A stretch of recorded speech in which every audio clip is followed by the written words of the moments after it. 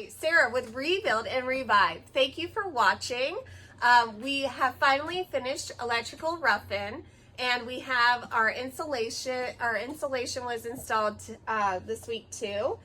This is my handy co-host joining us today. She's going to tell us all about what's going on.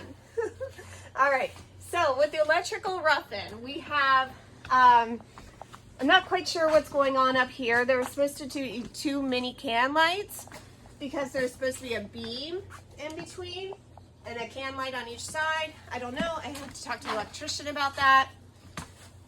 Over here, the electrician installed the 240 volts for the cooktop, and then he installed a 240 volts for the wall oven in the back. And he took out some can lights and added some pendant lights, and yeah, he did all of that. That was great. Okay, so that brings us to the insulation. So we have R15 over here, and it's protected with the plastic sheeting, and that's above the minimum requirement. So that's good for us. And then up on the ceiling, you'll see half of the ceiling is insulated, half of it is not.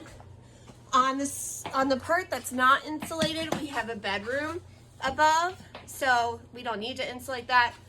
Now, you'll notice up top, the insulation is R30. That is below the minimum, but don't worry. What we're gonna do is we're gonna blow in insulation on the top, above it. So that's okay.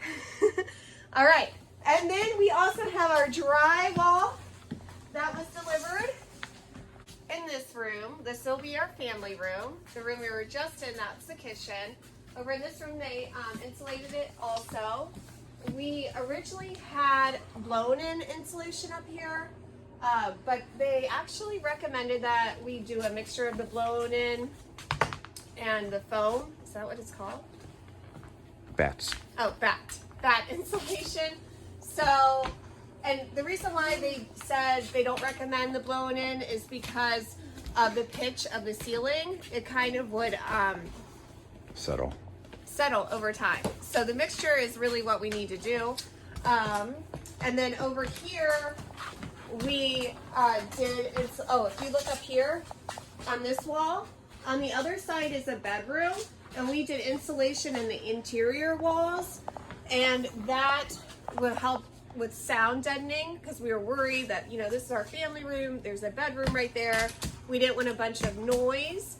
And so we did that on all of our interior walls to help with that. And if you are building, I really recommend, because once the walls are in, you can't do that. And then you'll regret, because you can hear everything in your house.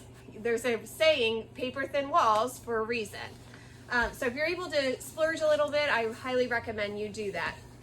Our drywall was delivered, so they'll finish up the insulation, and then once that finished, they'll get started with the drywall, and then it'll be looking really good in here. So thanks for watching. Stay tuned for further updates.